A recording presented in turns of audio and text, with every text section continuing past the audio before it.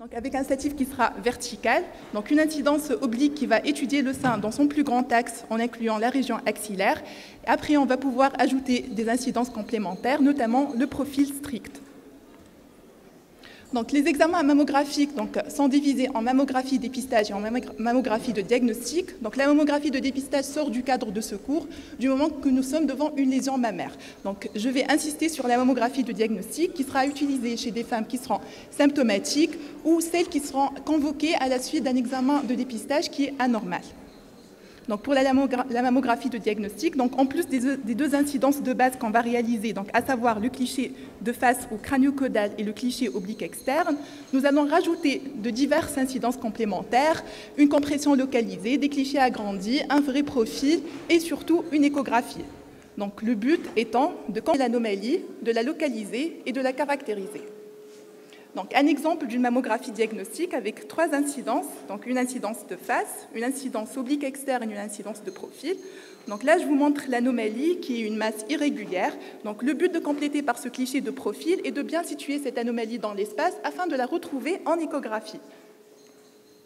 Donc un autre exemple d'une mammographie diagnostique où là on a complété par des clichés agrandis afin d'étudier la morphologie des microcalcifications. Donc, quelques mots sur la tomosynthèse. Donc, il s'agit d'une technique qui est proche de la mammographie, sauf qu'elle va générer une information en 3D. Donc, pour la technique, il s'agit quasiment de la même chose. Donc, on va comprimer le sein de la patiente. Donc, la différence, c'est que le tube à rayon X va se déplacer en rayon de cercle autour de l'objet qui est le sein. Donc, ceci va nous permettre de passer de ce genre d'image en 2D, où on a une superposition de tout le sein, à des images en coupe, où on a plusieurs coupes de ce même sein. Donc, sur cet exemple-là, vous voyez que sur l'image en 2D donc classique, on arrive à peine à percevoir cette masse qui est beaucoup mieux visible sur les différentes coupes de la tomosynthèse. Donc, cette tomosynthèse va nous permettre finalement de nous affranchir des superpositions glandulaires et va nous permettre de distinguer les pseudo-images et les pseudo-distorsions, des distorsions qui sont vraies et des autres images pièges qui seront liées aux sommations de la glande. Donc, avant de passer aux différentes lésions qu'on va voir en mammographie, donc, je vais juste vous rappeler la nouvelle version du BI-RADS qui a été publiée en 2013. Donc, cette version, elle va tendre à standardiser et uniformiser les termes entre les différentes modalités qui sont la mammographie, l'échographie et l'IRM. Et elle préconise de communiquer les résultats aux médecins traitants de façon claire et cohérente, avec surtout une évaluation finale globale et un plan d'action précis à type de surveillance, de biopsie, de compléter par une autre incidence, par une autre exploration, par exemple. Donc, il existe un score BI-RADS pour chaque modalité, donc pour la mammographie, pour l'échographie et pour l'IRM, mais il est toujours préférable de donner un score global entre la mammographie et l'échographie qui sont souvent réalisés en même temps. Donc, pour le score BI-RADS ACR0, il sera réservé aux examens qui sont incomplets, par exemple le manque de clichés complémentaires ou d'une échographie, ou s'il y a une nécessité de comparer par rapport à des clichés antérieurs. Donc, il s'agit d'une classification temporaire, le temps de compléter le dossier. Il ne faut surtout pas classer en ACR0 en attendant la réalisation d'une IRM mammaire, mais classer la lésion selon son aspect en échographie et en mammographie, et puis proposer une IRM. Donc, le score BI-RADS ACR1, c'est les mammographies qui sont strictement normales, sans aucun examen complémentaire nécessaire, et la patiente va être surveillée habituellement dans le cadre du dépistage. Donc, pareil pour le score BI-RADS ACR2, qui va inclure des anomalies qui sont strictement bénignes en imagerie, qui ne vont pas nécessiter une autre exploration ni une surveillance, et la patiente va rejoindre le dépistage ordinaire. Donc, le score BI-RADS ACR3, c'est des anomalies qui sont probablement bénignes avec un risque de malignité qui est faible entre 0 et 2%. Donc, c'est une catégorie qu'on va retenir uniquement après avoir réalisé un bilan diagnostique qui sera complet avec les clichés additionnels et l'échographie. Donc, il faut tendre à réduire au maximum cette catégorie. Donc, généralement, pour les lésions qui sont classées en ACR3, on va indiquer une surveillance avec un rythme de 6 mois, puis 1 an, puis 2 ans généralement. Donc, si on a une stabilité au bout de 2 ans, donc on peut déclasser la lésion en ACR2. Si jamais il va y avoir une modification au cours de la surveillance, donc on va la surclasser et la vérifier histologiquement. Donc, il y a certaines circonstances qui vont indiquer une vérification histologique d'une lésion qui est classée en ACR3. Par exemple, des possibilités de surveillance incertaines chez une femme qui est non compliante, des antécédents familiaux qui sont chargés de néoplasie mammaire, un facteur de risque particulier, par exemple un cancer dans le même sein, le désir de grossesse, une chirurgie esthétique envisagée ou une masse palpable qui génère une anxiété chez la patiente. Donc, dans cette nouvelle version du BI-RADS, la conduite à tenir elle est clairement distinguée de la classification radiologique du moment qu'on peut être amené à biopsier des lésions qui sont ACR3. Donc, si des prélèvements sont décidés pour une lésion ACR3, le but dans ce cas est de confirmer la bénignité et d'éviter ainsi le suivi rapproché préconisé. Donc, pour le score BI-RADS ACR4, c'est des anomalies qui sont douteuses, donc suspectes ou indéterminées, avec une valeur prédictive positive de cancer entre 2 et 95%. Donc, il va falloir forcément vérifier histologiquement ces lésions par une biopsie. Et cette VPP large de malignité justifie la subdivision de cette catégorie en 3 sous-catégories. Donc, l'ACR4A avec un risque de malignité entre 2 et 10%, l'ACR4B entre 10 et 50%, et l'ACR4C entre 50 et 95%. Donc cette subdivision va nous servir par la suite pour les études de corrélation historadiologique. Donc par exemple, si on va classer une lésion en ACR4A et l'anapathe va nous répondre résultat bénin, donc là on est rassuré, il s'agit d'une concordance. Si on va classer une lésion en ACR4C avec une anapathe qui va répondre résultat bénin, donc là c'est une discordance radio-histologique, il faut revoir le dossier et il faut déjà revoir le dossier et essayer de déterminer pourquoi il y a eu cette discordance. Donc, le score BI-RADS ACR5, c'est des lésions qui sont très suspectes en imagerie avec une VPP de cancer qui est supérieure à 95%. Et il faut toujours une biopsie pour obtenir le diagnostic. Et enfin, le BI-RADS ACR6, c'est le cancer qui est prouvé histologiquement. Donc, après avoir vu la classification BI-RADS, donc, les signes fondamentaux qu'on va rechercher en mammographie, c'est surtout les masses, la symétrie, la désorganisation architecturale et les calcifications. Après, on va pouvoir aussi noter les modifications cutanées et les adénopathies axillaires anormales.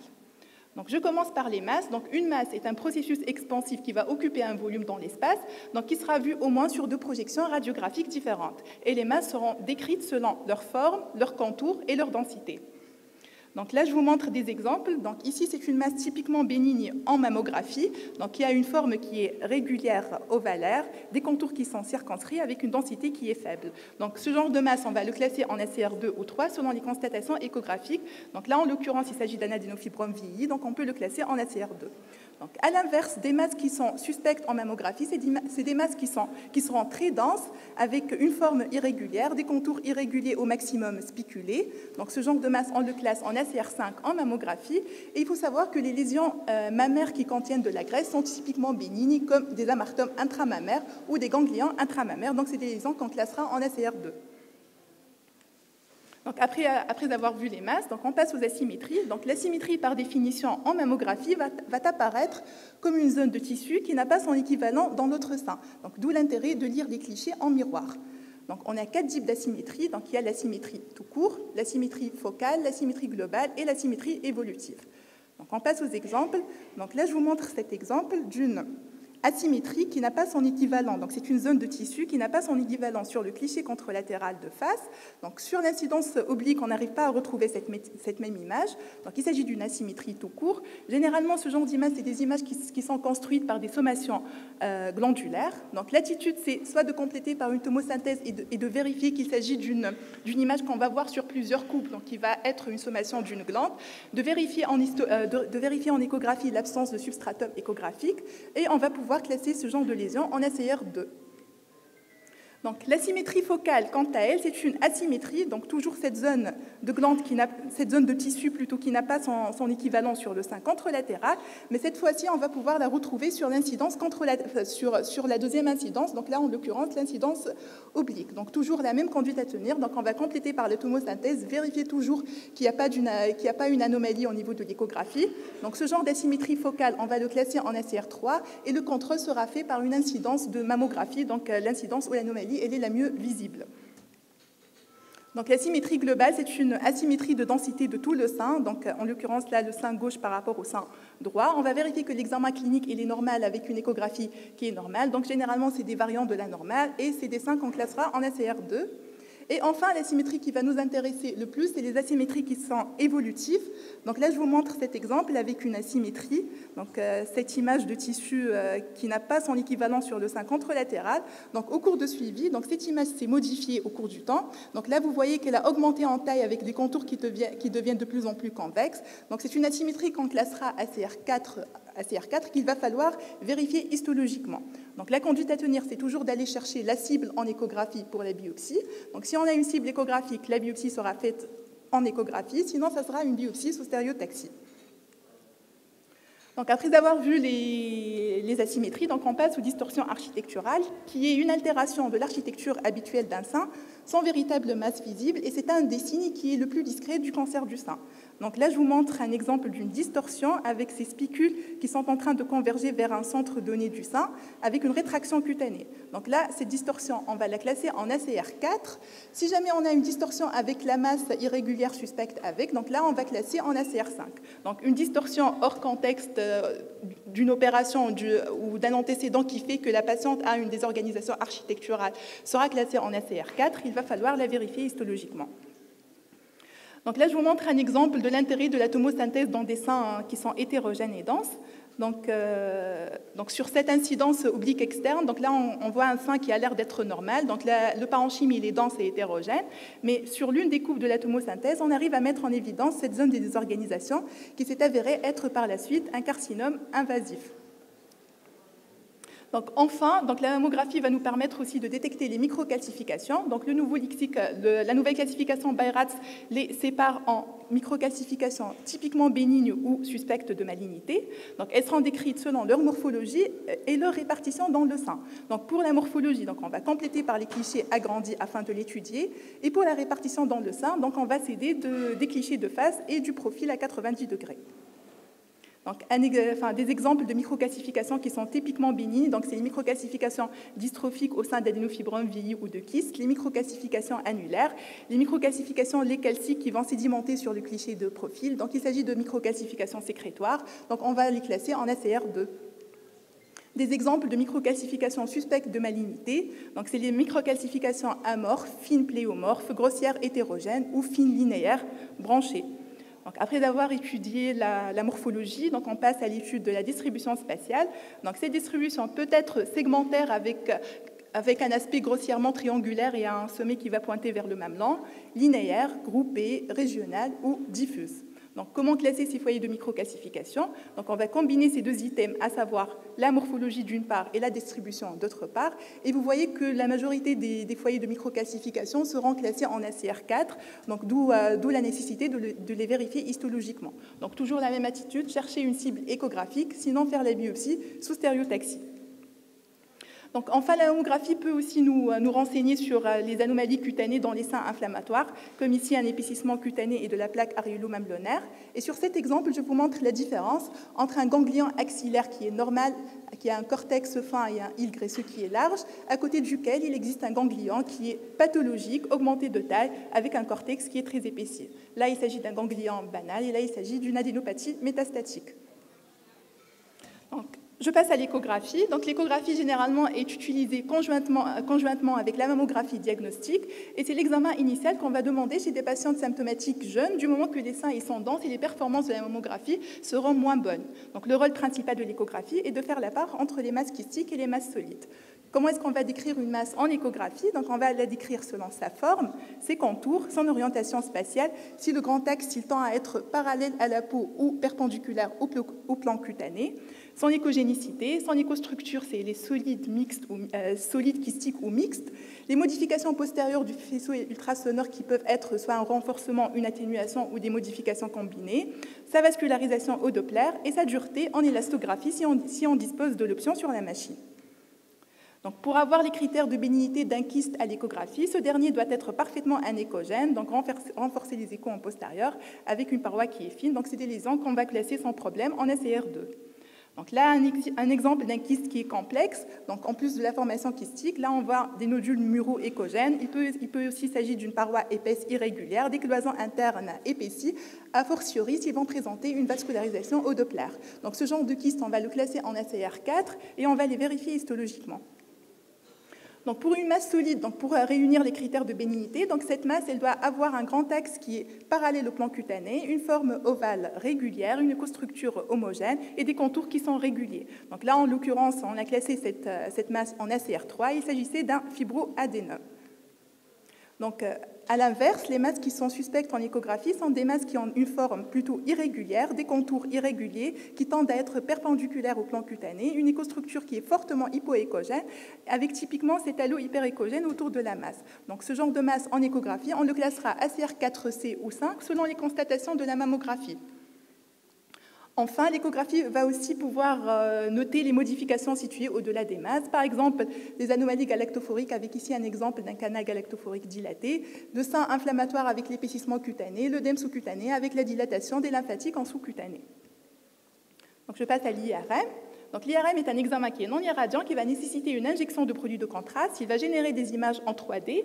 Donc, il faut savoir qu'il s'agit de l'examen le plus sensible pour la détection des lésions, mais il va poser le problème de faux positifs, surtout si l'anomalie n'a pas son équivalent et son corollaire en écho et en mammographie, du moment que la biopsie sous IRM n'est malheureusement pas disponible en Tunisie. Donc pour la technique, c'est des femmes qu'on va installer en décubitus ventral avec une antenne dédiée pour le sein où il y a 2 trous où on va passer les 2 seins et on va obtenir ce genre d'image avec une analyse conjointe des 2 seins. On va réaliser plusieurs pondérations, donc des images en T2, en T1 et surtout l'injection de produits de contraste. Donc, une IRM mammaire, c'est important qu'elle soit bien indiquée. Donc, chez qui on va indiquer une IRM mammaire. Donc, j'ai essayé de résumer un peu les différentes indications. Donc, on va la proposer chez les femmes jeunes, chez les femmes mutées avec un haut risque familial. Si on a une suspicion de cancer multiple en imagerie conventionnelle écho-mammo et si une chirurgie conservatrice est envisagée, avant une chimiothérapie néoadjuvante, si on a une discordance entre la taille clinique de la masse et la taille qu'on nous rapporte en imagerie, avant une chirurgie avec une oncoplastie programmée, devant un cancer lobulaire infiltrant avec toujours cette arrière-pensée de multiplicité du cancer, et au cas par cas, après discussion RCP. On peut aussi demander une IRM mammaire devant une adénopathie axillaire métastatique isolée sans primitive sur le bilan conventionnel, devant un écoulement mamelonnaire sanguinolent avec un bilan conventionnel normal, et enfin pour contrôler des implants mammaires avec des séquences IRM dédiées spéciales pour le silicone. Mais surtout, et très important, l'IRM mammaire n'est jamais une alternative à une biopsie mammaire lorsque celle-ci est indiquée. Donc si on a une lésion qui est suspecte de malignité en échographie ou en mammographie, il ne faut pas hésiter à aller mettre une aiguille dedans. Donc là, je vous montre un exemple de l'intérêt de l'IRM mammaire pour détecter des lésions additionnelles. Donc ici, c'est une IRM d'une femme qui a déjà un carcinome qui a déjà été authentifié en histologie. Donc l'IRM nous a permis de mettre en plus en évidence cette deuxième lésion, donc, qui est située à 35 mm de la première. Donc cette deuxième lésion n'a pas été notée sur la première échographie. Donc là, on va refaire une échographie dirigée. Donc c'est l'échographie de second look. Donc on retrouve la masse mère, donc la masse princeps, sur le rayon de 1 heure du sein gauche. Et après s'être aidé des données de l'IRM, donc on va pouvoir faire l'échographie dirigée et retrouver cette deuxième localisation qui nous a échappé sur le premier bilan. Donc là, il s'agit en l'occurrence d'une deuxième localisation de son cancer sur un autre rayon, donc elle est à 11 heures, à 35 mm de la masse mère. Donc quelques mots sur l'angiomammographie. Donc l'angiomammographie, c'est une technique qui va combiner la mammographie numérique 2D que je vous ai montrée, mais en plus, on va faire une injection de produits de contraste iodés. Donc elle sera basée sur la détection de la néoangiogenèse intratumorale, et l'intérêt essentiel, c'est de faire le bilan d'extension loco-régionale et de rechercher des lésions additionnelles. Donc là, je vous montre un exemple que j'ai emprunté à l'IGR. Donc c'est une dame qui est âgée de 53 ans, donc qui consulte pour palpation d'une masse du sein gauche. Donc la mammographie montre des seins qui sont très denses et hétérogènes et n'arrive pas très bien à mettre en évidence l'anomalie. Donc on a complété par une angiomammographie et on va obtenir ce genre d'image avec un rehaussement glandulaire de fond non suspect, donc là c'est physiologique, mais en plus duquel donc, il y a le rehaussement supéro-externe gauche qui correspond à la masse palpée. Donc, en échographie, donc, il s'agissait d'une lésion hypoéchogène hétérogène en plage mal limitée avec un ganglion axillaire suspect. Et la biopsie échoguidée a conclu un carcinome lobulaire infiltrant. Et c'est ce qui explique aussi le signal radiologique, de moment que le carcinome lobulaire va donner plutôt des aspects en non-masse, donc des asymétries et des plages hétérogènes. Donc là, j'ai essayé un peu de résumer les avantages et l'intérêt de chaque technique. Donc pour l'IRM mammaire, il s'agit d'une technique qui est non irradiante, qui va imager les deux seins en même temps avec des possibilités d'études dynamiques de la cinétique de rehaussement des lésions. Mais il s'agit d'un examen qui est contraignant pour la patiente, qui est lent, qui va durer à peu près 30 minutes. L'angiomammographie, quant à elle, elle est irradiante et il va falloir étudier chaque sein séparément. Il n'y a pas possibilité d'étudier dynamiquement la cinétique de rehaussement des lésions, mais c'est un examen qui est plutôt rapide, il est plus confortable pour la patiente, il sera réalisé le même jour que la mammographie, donc il sera interprété par le même lecteur. Donc, une angiomammographie peut être une alternative à une IRM. Donc, les données publiées jusqu'à maintenant montrent une sensibilité équivalente à celle de l'IRM pour le cancer index, une sensibilité un peu inférieure, mais non de manière significative pour les cancers additionnels, une meilleure spécificité qui est significative avec moins de risque de faux positifs par rapport à l'IRM. Donc, on passe à quelques situations cliniques particulières. Donc, au cours de la grossesse ou l'allaitement, donc si on va découvrir une lésion, c'est l'échographie mammaire qui sera demandée en première intention. Après, on peut être amené à réaliser une mammographie bilatérale dans les cas suivants. Donc, si on a une lésion qui est suspecte cliniquement et ou échographiquement, ou si on a déjà biopsié une cible échographique qui s'est avérée être un carcinome, et du coup, on va faire un bilan diagnostique complet à la recherche de lésions additionnelles. Donc, il faut savoir que la sensibilité de la mammographie sera diminuée au cours de ces deux situations du moment que le sein sera densifié de façon physiologique, et on peut proposer une protection abdominale plan B pour diminuer l'exposition fœtale. Donc, les indications des prélèvements au cours de la grossesse et l'allaitement sont superposables à celles du reste des femmes. Il convient d'avertir le cytologiste de l'état gravide, car il va générer des difficultés d'interprétation avec un taux de faux positif qui sera augmenté pendant la grossesse. Et la microbiopsie éco-guidée ne doit jamais être différée devant une lésion chez une femme enceinte ou en cours d'allaitement, du moment qu'il va falloir instaurer le traitement rapidement.